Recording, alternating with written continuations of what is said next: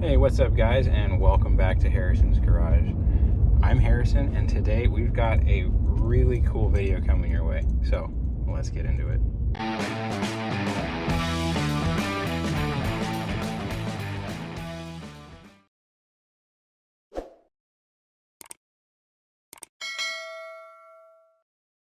Okay, as you probably already know in the title, we are doing the 4-post lift today, continuing on with the theme of the GT40.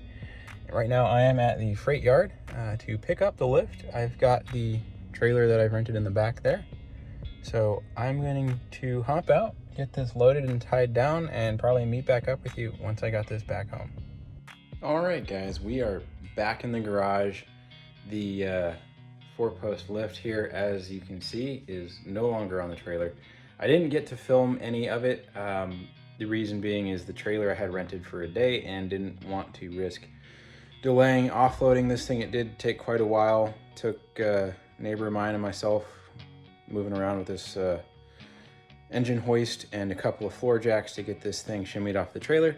Didn't want to delay that any longer than needed with additional filming and all of that. Just in case it took too long, we didn't get the trailer back in time. Didn't want to get charged for another day on this guy. So I'll flip you around and we can kind of go over this lift a little bit. Okay, so I know I've said this is a 4-post lift, but I haven't said which one. This is an AMGO 407-P. I believe it's just a straight from China type 4-post lift. The reason I got this one is because it is narrow. In fact, the width of the lift here, as you can kind of see, I've marked it out on the floor. It's going to go from the inside of this tape line over here to the inside of this tape line. It's 94 7/8 inches wide, including the motor. Could not find anything else narrower than that on the market. And this will, of course, give me a little bit more room, give my wife a little more room to get in and out of her car. The 40 is a very narrow car. I don't need a super wide lift to work on it. With the lift here, I am maximizing, the working space for the 40 going up in the air, and also, making sure it takes up minimal floor space once it is put together. So, gonna go through next, get all the packaging off, and then probably set you up for a time lapse as I use this engine hoist to remove all of these posts. These runners on either end, they're bolted in. I can unbolt them and then use the hoist to lift them up, move them aside, and then start assembling this thing. All right, as you can see, I'm making my way through unboxing this. It was a little easier than I think I possibly feared it may have been. The posts were a lot lighter than I thought they would actually be. However, the runners that the car actually sits on are pretty freaking heavy. The main runner with the hydraulic ram, as you see here, that one is got to be close to 500 pounds. Finding the balance point took a while. I was unpacking all of this after work, after I put the baby to bed, so it was quite late, and I was just kind of working over the course of the week in the evenings. But here we get sort of into, after everything's been lined up, into the cross sections and then laying the runners. That one is actually easier than expected. Laying this runner though, I was probably moving a little bit quick. This was a weekend, I was trying to get a lot done. As you can see here, I almost lose it there, and just managed to get that back under control without it slipping out of the ratchet strap. But other than that, the whole thing kind of assembled together without any issue. It was about this point that sort of the Chinese components, the Chinese aspects of this sort of assembly began to become apparent. Some of the bolts did not go immediately into their respective holes, as you can kind of see here. I spent quite a while trying to get these rods to line up. We'll touch on this more later. Okay guys, I hope you enjoyed that montage of me assembling most everything. I've gotten both these platform runners attached to the crossbars, attached to the 4 posts. I've even run all the cables around their sort of pulleys through the crossbars up to the top plates. And now we get to break into the motor. So let's see how that looks.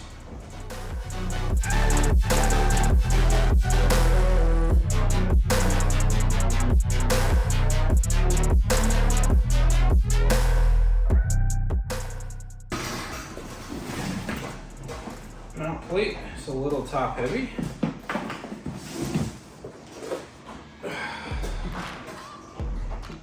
Don't need this.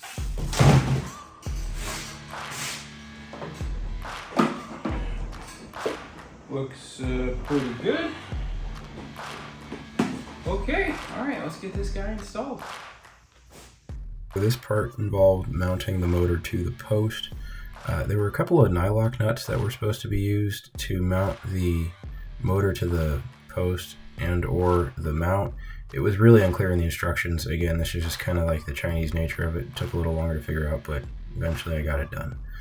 All right, here is sort of the infamous connection between the safety release rods, which there's one on each end and then they're connected by this sleeve. I say infamous because, yeah, one bolt goes in just fine. However, the other bolt, no matter what I did not go in. I was trying to figure out, probably for a couple of days, just pondering in my head what the best approach would be. As it happened, all I had to do was just get out, turn the rod a little bit, and line up the holes for the two screws, and that kind of resolved my issue. I will say the whole release mechanism was incredibly stiff. Hit it with a ton of WD-40, it'll save your life. That worked for me very, very well. Okay, moving on to the hydraulic system now. Again, not a whole lot in the way of instruction here, but it really didn't require that much. Again, it's just a couple of hose fittings. You can kind of guess what fitting goes where based on, you know, the sizing of each fitting. Run the hose, connect them up. It was really as simple as that. Moving now, once I get these connections put in place, over to filling the tank with hydraulic fluid and for the first time, testing it out. Okay guys, I have done I've gotten the lift operational. I've filled this with hydraulic fluid, as you just saw. I will say it goes up and down. It took a little bit of adjusting just to kind of get the squeakiness out as it went up and down. You really got to get these cables dialed in pretty close before it starts to operate smoothly. What I'm going to do now is kind of show you what I've got with the safeties, and then also how I'm adjusting the cables so they're all clicking on the safeties at the same time. So, hopping up to the safety locks, these are the safety sort of, ladders. And what I did was essentially just for now place them so that the nut and the bolt extension on the safety ladder are flush when tight. And you can see I've marked it with a Sharpie, and here's my lock nut. So I did that for all 4 of the safety ladders, so I know all the safeties are now in exactly the same spot relative to this post, or each of their respective posts. What I'm doing next is I lowered the lift all the way down and then raised it up till, as you can see, the 3rd rung. And what I've got in here is there we go, the safety lock. I raised this up until the safety lock clicked. Now for me, it just so happened that this post was the highest of all the 3 posts. What I mean by that is this cable was the tightest. It clicked into this lock before the other 3 posts did. Now, what I'm doing is I'm going around and tightening the other posts until they click into these locks as well. At that point, I should be assured that all of the cables are equally sort of adjusted, and it'll be rising pretty much perfectly parallel to the floor. Okay, what I wanted to do was just kind of give you a close-up of what I'm doing to adjust these cables. Essentially, I will put some channel locks here on the cable, and then come in on this wrench here and just tighten it up until I hear the safety click into place down below. Okay, so I've gotten all the cables adjusted, all the safety ladders adjusted. It's done, right? Kind of. But first, we're going to take it all the way up and all the way down.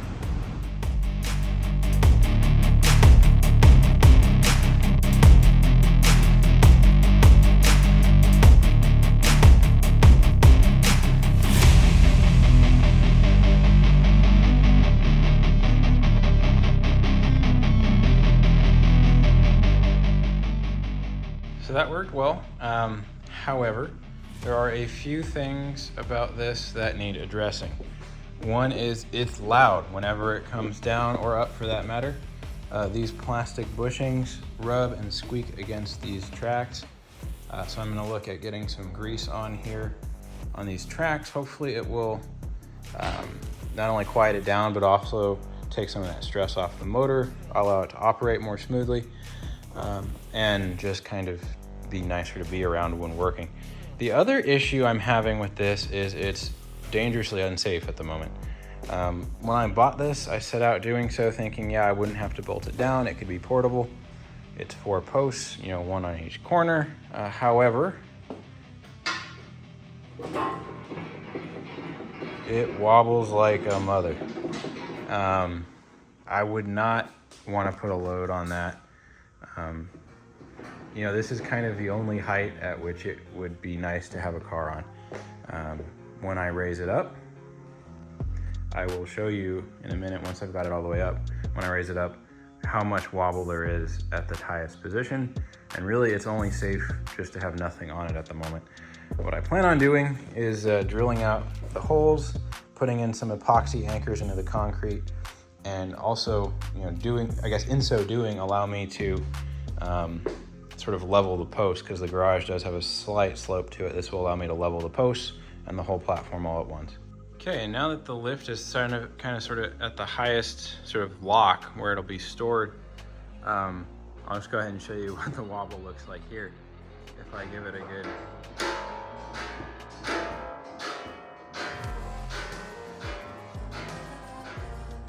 That's kind of a side to side, longitudinally. Back and forth. It moves a whole bunch.